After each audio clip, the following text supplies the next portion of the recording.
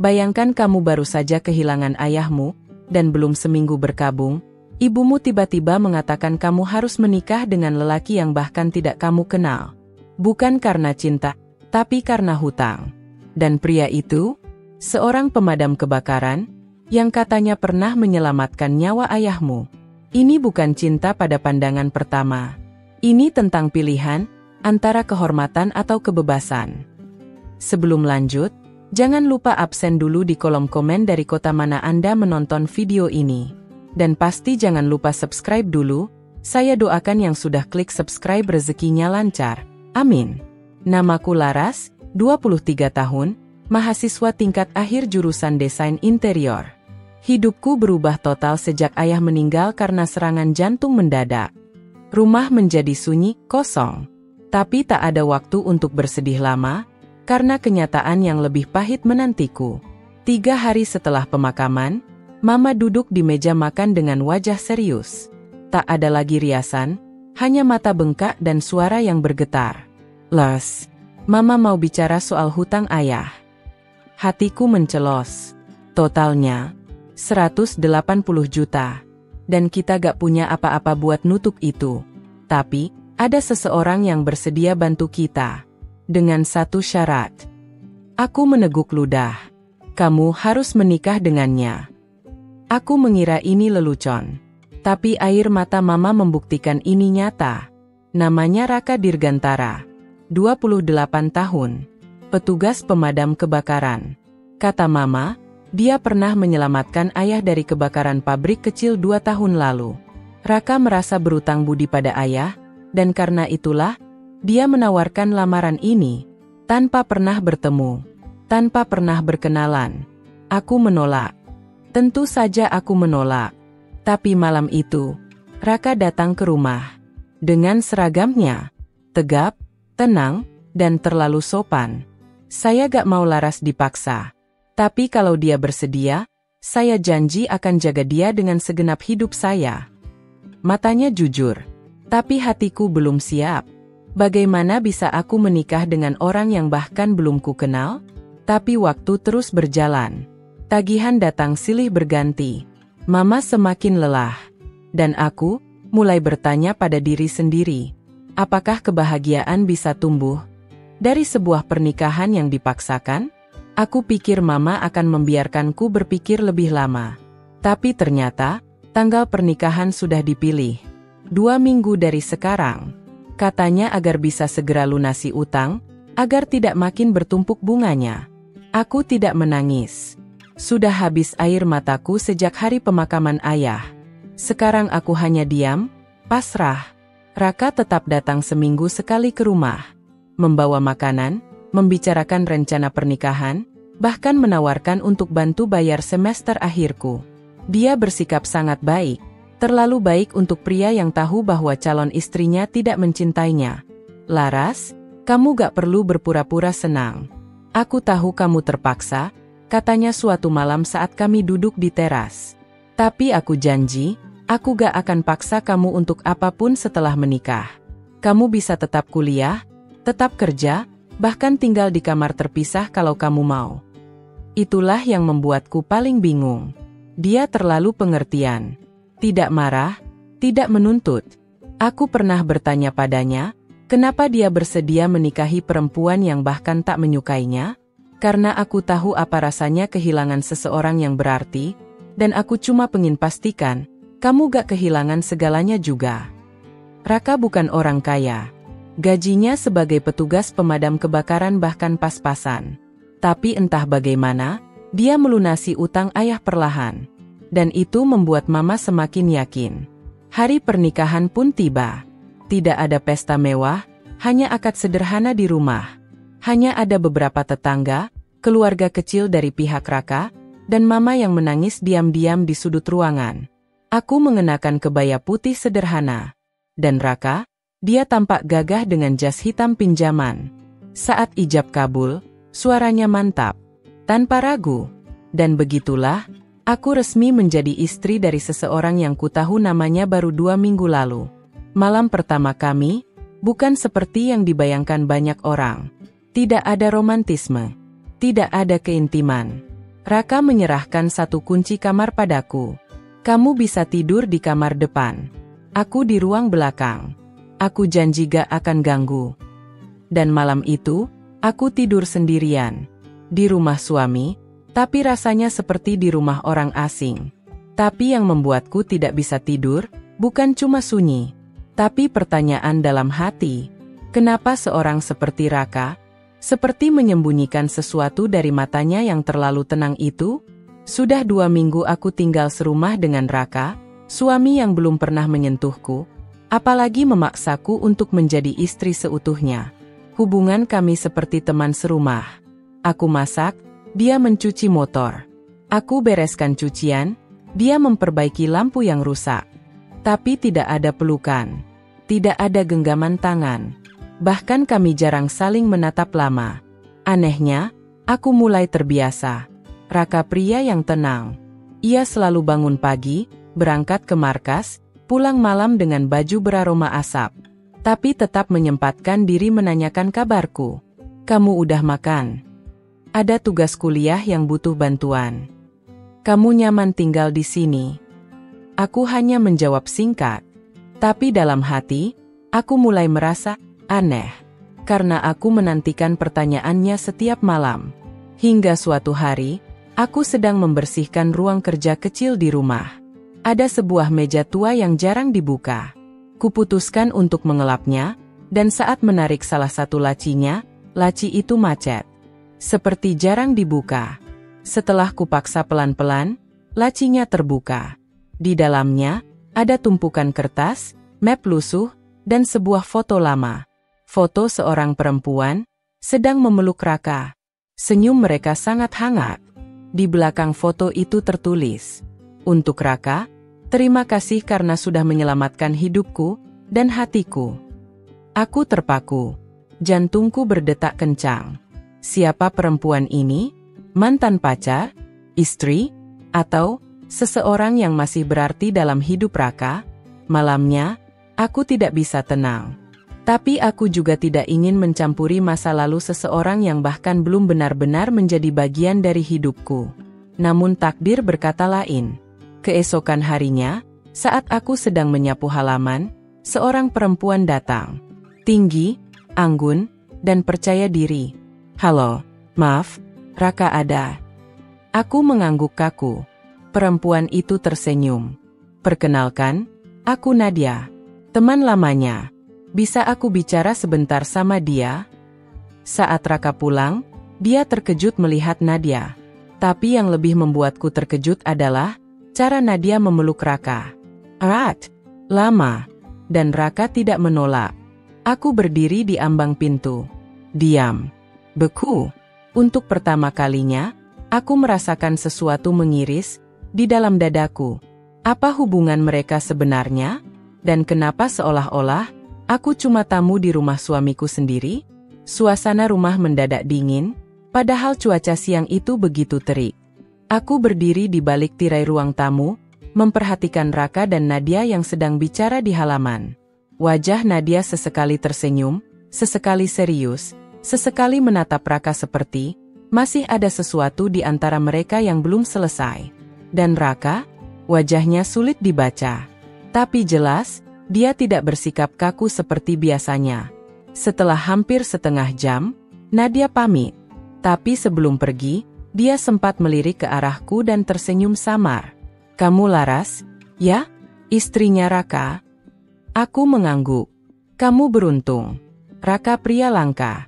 Jangan sampai kamu kehilangannya." Aku tidak tahu harus menanggapi bagaimana. Kalimatnya terdengar seperti pujian, tapi juga ancaman yang halus. Setelah Nadia pergi, aku diam, tidak bertanya apapun. Tapi Raka yang malah membuka suara lebih dulu. "Dia, mantan tunanganku," katanya pelan. "Kami dulu hampir menikah.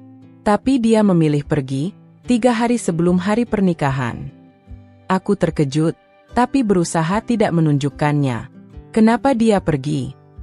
Karena dia bilang, dia tidak sanggup hidup dengan orang yang lebih cinta pekerjaannya daripada dirinya. Raka menatap tangannya, seolah sedang mengingat sesuatu yang berat. Waktu itu aku terlalu sibuk. Terlalu fokus jadi penyelamat, sampai lupa menjaga satu-satunya orang yang kucintai. Aku terdiam. Kata-katanya mengendap di dadaku. Dan sekarang dia kembali? Tanyaku hati-hati. Mungkin. Tapi itu tidak ada hubungannya dengan kamu. Aku ingin percaya. Tapi rasa cemburu itu mulai muncul, perasaan yang bahkan tidak pernah kusangka akan kurasakan untuk seorang suami yang dulu kukira hanya formalitas belaka. Malamnya aku tidak bisa tidur. Pikiranku dipenuhi bayangan Nadia. Senyumannya. Cara dia memeluk Raka. Dan bagaimana Raka tidak menolak. Keesokan harinya, aku melihat Raka menerima telepon di halaman. Aku tidak bermaksud menguping, tapi pintu kamarku terbuka dan suaranya cukup terdengar. "Ya, Nadia, aku juga gak nyangka bisa ketemu kamu lagi." "Enggak, aku belum cerita semuanya ke Laras. Karena aku belum tahu, apakah aku pantas bahagia lagi setelah semua ini." Dek, hatiku seolah diremas. Belum tahu apakah pantas bahagia lagi? Apa itu artinya? Dia masih menggantung masa lalu dengan Nadia?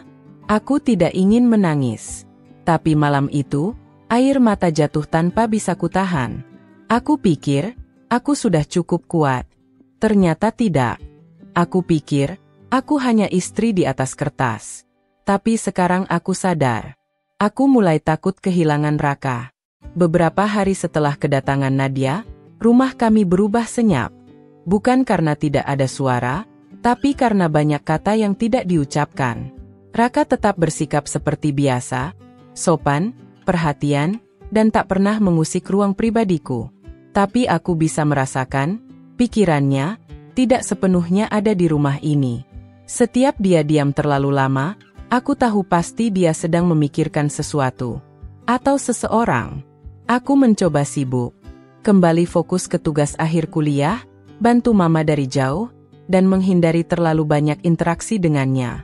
Tapi semakin aku menjauh, semakin hatiku justru terasa kosong. Malam itu, saat aku sedang membuat kopi di dapur, Raka datang sambil membawa jaket kerjanya. "Laras, malam ini aku dinas jaga. Mungkin pulangnya agak pagi." Aku mengangguk tanpa menoleh. "Hati-hati," jawabku singkat. Dia terdiam sesaat, lalu berkata lirih, "Kamu kelihatan murung akhir-akhir ini."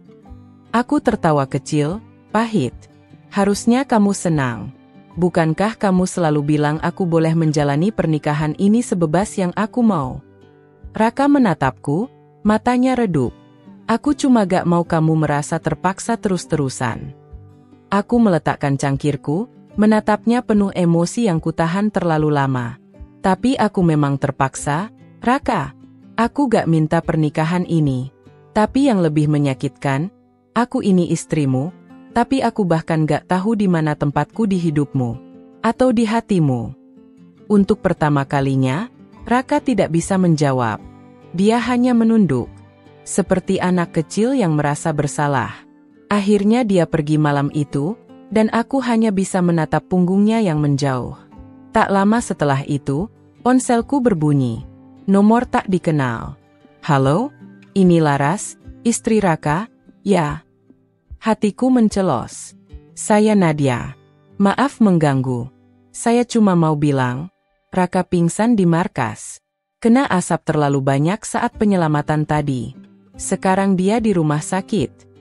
Dunia seakan berhenti berputar. Aku berlari ke rumah sakit dengan jaket seadanya. Di ruang IGD, kulihat tubuh Raka terbaring lemah. Wajahnya pucat, oksigen menempel di hidungnya. Nadia ada di sana, duduk di kursi sebelah ranjang. Tapi begitu aku masuk, dia berdiri. Matanya menatapku. "Kamu harus jaga dia.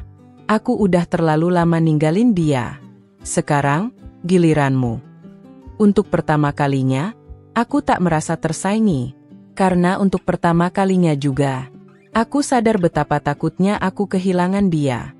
Suara detak mesin oksigen dan aroma rumah sakit yang menusuk membuat pikiranku tak tenang. Di sisi ranjang, Raka terbaring lemah dengan wajah pucat dan bibir kering. Aku duduk di bangku kecil di samping tempat tidurnya, menggenggam tangannya yang hangat tapi tak bergerak. "Raka, kamu gak boleh pergi. Aku belum sempat bilang apa-apa. Air mata mulai menetes satu persatu, membasahi punggung tangannya. Dokter bilang Raka mengalami kelelahan parah dan menghirup terlalu banyak asap saat menyelamatkan seorang anak kecil dari kebakaran rumah. Pahlawan. Bahkan dalam kondisi serumah denganku yang dingin dan penuh jarak, dia tetap menyelamatkan orang lain tanpa berpikir dua kali. Malam itu aku tidur di kursi.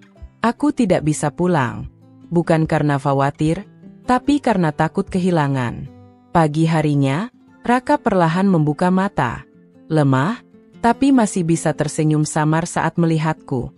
"Kamu di sini?" Suaranya serak. Aku menahan tangis, mengangguk cepat. "Iya, aku di sini. Dan aku gak akan kemana-mana." Beberapa hari kemudian, Raka mulai pulih. Tapi sesuatu berubah. Bukan pada tubuhnya, tapi di matanya. Ada tatapan baru saat dia menatapku. Seperti ada pertanyaan yang belum terucap. Tapi aku juga belum siap menjawabnya. Di rumah, suasana jadi canggung. Kami seperti dua orang asing yang menyimpan rahasia masing-masing. Suatu sore, saat aku sedang melipat baju, Raka berdiri di pintu kamar. "Laras." Aku menoleh pelan. "Kalau kamu mau, kita bisa ajukan pembatalan pernikahan ini secara resmi. Aku udah pikirkan semuanya. Setelah semua utang selesai, kamu bebas memilih hidupmu sendiri." Aku terdiam. Kata-kata itu seperti pisau yang mengiris perlahan. "Jadi kamu gak mau lanjutkan ini?" "Bukan soal mau atau tidak. Tapi kamu berhak bahagia. Dan kalau aku bukan bagian dari kebahagiaanmu, aku rela pergi." Untuk pertama kalinya, aku berdiri, menatapnya lurus. Tapi kalau aku bilang, aku mulai nyaman di sini, kalau aku bilang, aku ingin tetap jadi istrimu, apa kamu juga masih mau aku di sampingmu? Raka terkejut. Nafasnya tertahan. Tak menjawab, hanya menatapku dengan tatapan yang mulai basah. Aku gak tahu kapan tepatnya, tapi aku mulai nungguin kamu pulang. Aku mulai suka lihat punggungmu saat kamu masak mie tengah malam. Aku mulai takut kalau kamu gak ada. Perlahan, Raka mendekat. "Kamu yakin, Laras? Aku bukan orang sempurna. Aku punya luka, punya kekacauan di masa lalu." Aku mengangguk, air mata jatuh tanpa bisa kutahan. "Gak apa-apa. Aku juga gak sempurna. Tapi kalau kita sama-sama mau bertahan, mungkin ini bisa jadi awal, bukan akhir." Untuk pertama kalinya sejak menikah, Raka memelukku. Hangat, nyaman, dan nyata. Mungkin memang awal kami bukan dari cinta. Tapi jika hari ini adalah permulaan, aku siap menantikan cinta itu tumbuh, pelan-pelan. Sudah hampir 2 bulan sejak aku dan Raka resmi menjadi suami istri.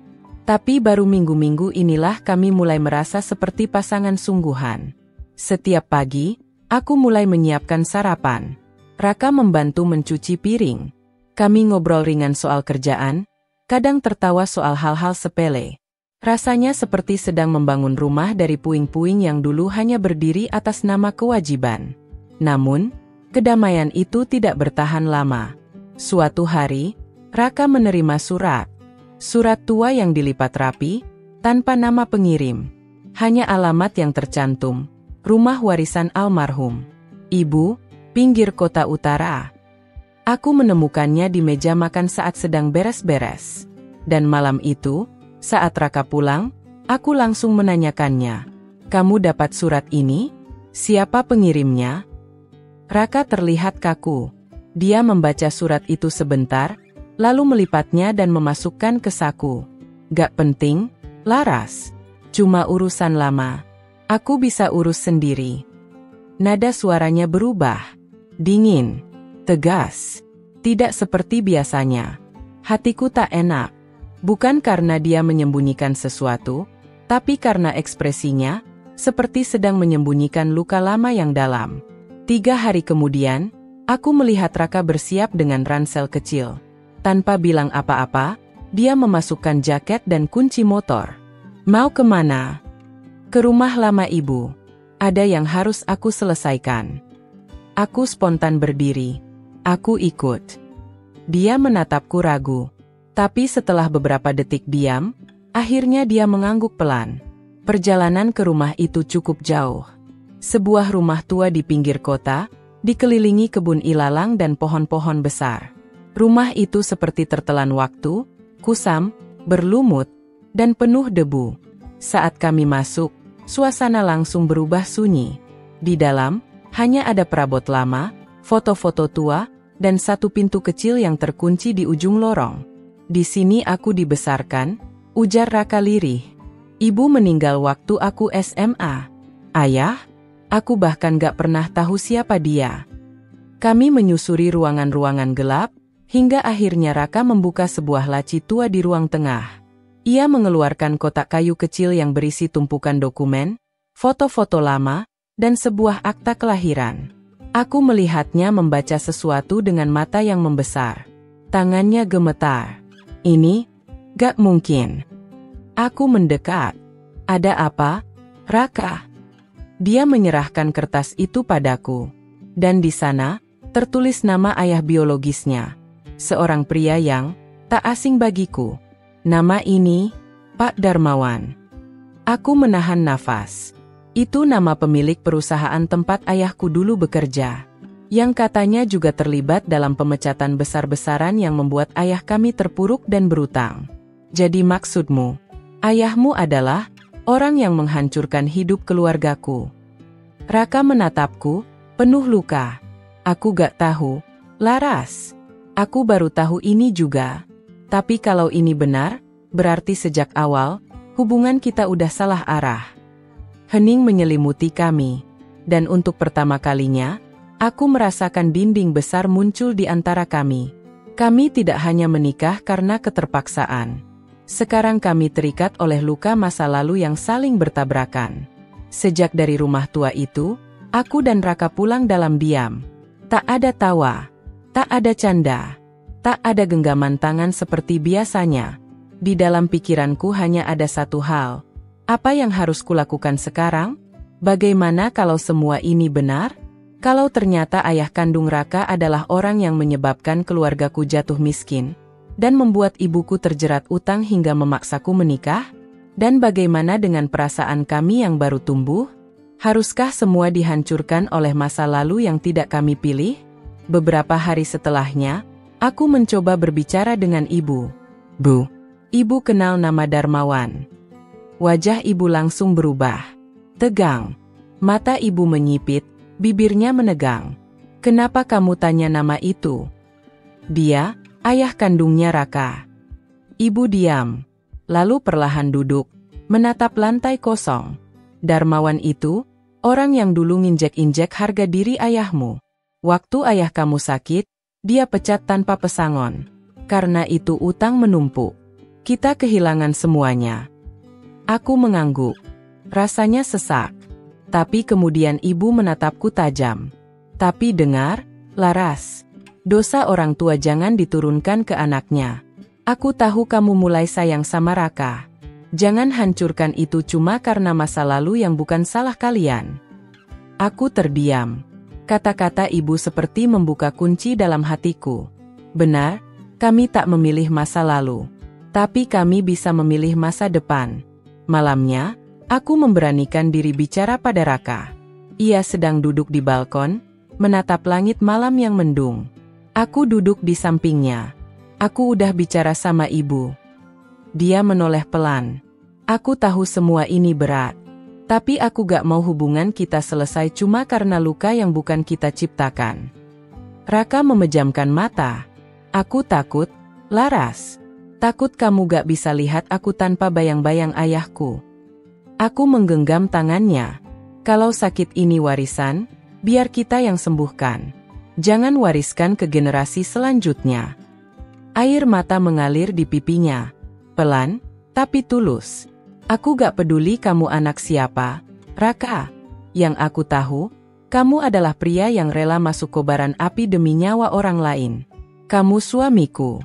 Orang yang ngajarin aku arti perlahan-lahan mencintai. Perlahan dia memelukku erat.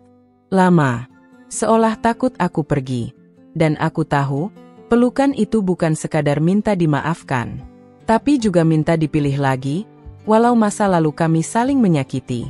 2 bulan berlalu sejak aku dan Raka memilih untuk tetap bersama, meski masa lalu kami penuh luka dan simpul yang rumit. Bukan hal mudah. Ada hari-hari di mana kami saling diam karena masih belajar menyembuhkan. Tapi ada juga hari di mana tawa kami pecah di dapur hanya karena rebutan sendok saat sarapan. Hidup berjalan pelan. Tapi kali ini, aku tak merasa sendirian menapakinya. Suatu malam, Raka mengajakku ke sebuah taman kecil di dekat markas pemadam. Di sana, ada danau kecil dengan jembatan kayu yang menghadap ke arah kota. Ia datang dengan mengenakan seragamnya, lengkap, dengan jaket dinas yang pernah penuh abu dan debu saat dia pingsan karena kebakaran. "Kamu ingat tempat ini?" tanyanya. Aku mengangguk. Tempat kita pertama kali saling bicara, tanpa pura-pura. Dia tersenyum, lalu merogoh saku jaketnya, mengeluarkan sesuatu. Sebuah cincin. Bukan emas, bukan berlian, tapi dari baja pemadam kebakaran, yang dipoles halus. Dulu kita menikah tanpa cinta, tanpa janji, tanpa pilihan. Dia menatapku dalam. Tapi sekarang, aku ingin memilihmu. Dengan sadar, dengan hati, dan dengan janji, aku gak akan pernah pergi, bahkan saat keadaan terburuk datang lagi. Aku tercekat. Mataku mulai panas. Cincin itu bukan hanya simbol, tapi bukti bahwa seseorang yang dulu asing, kini jadi rumah yang paling aku rindukan. Aku mengangguk pelan. Dan aku juga memilih kamu, Raka. Bukan karena terpaksa, tapi karena setelah semua luka dan cobaan itu, aku tahu, kamu tempat aku pulang. Dia menyematkan cincin itu di jari manisku. Dan malam itu, tanpa pesta, tanpa saksi banyak, kami menikah untuk kedua kalinya, bukan karena hutang, tapi karena cinta. Epilog. Raka dan aku kini tinggal di rumah kecil kami. Masih banyak hal yang harus dibenahi, tapi kami tak lagi takut menghadapi hidup. Dia tetap bekerja sebagai anggota pemadam kebakaran. Aku sudah lulus dan mulai membuka usaha kecil dari rumah. Kadang kami bercanda tentang masa awal pernikahan kami yang aneh. Aku yang dingin, dia yang terlalu sopan. Tapi dari semua kekacauan itu, kami belajar satu hal penting. Terkadang cinta tidak datang di awal, tapi ia tumbuh saat 2 orang memilih untuk bertahan. Dan bagi kami, itulah cinta paling sejati, yang tidak direncanakan, tapi sepenuh hati diperjuangkan. Pernikahan kami dimulai dari kesepakatan yang tak biasa. Bukan dari cinta, bukan dari mimpi masa kecil tentang gaun putih dan pesta meriah. Tapi dari keadaan yang memaksa, dari luka yang diwariskan, dan dari hutang yang menjerat keluargaku. Kupikir dulu, aku dan Raka hanyalah 2 orang yang kebetulan dijodohkan oleh situasi. Bahwa pernikahan ini hanya akan jadi formalitas semata. Tapi ternyata, hidup membawaku menyelami hati seseorang yang begitu tulus, walau hatinya juga penuh luka. Raka bukan laki-laki sempurna. Dia keras kepala, kadang terlalu diam, terlalu dalam menyimpan beban. Tapi dari tangannya yang kasar karena latihan pemadam, aku belajar bahwa ketulusan tidak selalu terlihat dari kata-kata manis, melainkan dari keberanian bertahan di tengah panasnya kehidupan. Dia yang selalu pulang, meski tubuhnya lelah. Dia yang diam-diam memasak saat aku demam. Dia yang tetap ada, meski aku menyambutnya dengan dingin. Aku pun bukan istri yang sempurna. Aku sempat membencinya. Sempat ingin kabur dari segalanya. Tapi Raka tak pernah membalas dengan marah. Dia menunggu. Dan pada akhirnya, perlahan tapi pasti, aku mulai membuka hatiku. Dan cinta itu tumbuh. Diam-diam. Pelan-pelan. Hingga suatu hari, aku sadar. Aku tidak lagi tinggal di rumah ini karena terpaksa. Aku tinggal karena aku ingin. Perjalanan kami tidak selalu mulus. Kehadiran masa lalu, luka keluarga, dan kebenaran tentang ayahnya sempat mengguncang segalanya. Tapi kami memilih untuk tidak mengulang kesalahan generasi sebelumnya. Kami memilih untuk menyembuhkan, bukan meneruskan kebencian. Kami memulai ulang. Dengan cincin baja pemadam, di bawah langit malam dan saksi bintang-bintang yang redup. Tak ada tamu, tak ada pesta. Tapi ada cinta yang akhirnya kami temukan dalam satu sama lain. Kini, aku dan Raka hidup sederhana. Rumah kami kecil, tapi hangat. Kami belajar menanam sayur di halaman belakang. Belajar merawat luka lama dengan tertawa bersama. Belajar bahwa pernikahan bukan tentang asal mula yang indah, tapi tentang bagaimana dua orang mau bertahan dan saling memilih setiap hari. Dan jika kamu tanya, apakah aku bahagia? Jawabanku sederhana, ya. Karena meski pernikahan kami dipaksa oleh keadaan, cinta kami lahir dari pilihan. Dan tak ada yang lebih kuat dari cinta yang diperjuangkan. Untuk siapapun yang sedang dalam pernikahan yang tidak sempurna, untuk yang pernah terluka, atau sedang bertanya apakah cinta bisa tumbuh dari reruntuhan. Percayalah, terkadang cinta tidak datang di awal, tapi ia muncul saat kamu membuka hati dan memutuskan untuk tidak menyerah. Terima kasih sudah mengikuti kisahku dan Raka. Ini bukan akhir cerita kami. Ini hanya awal dari rumah yang kami bangun bersama. Dengan sabar, dengan luka, tapi juga dengan harapan dan cinta yang nyata.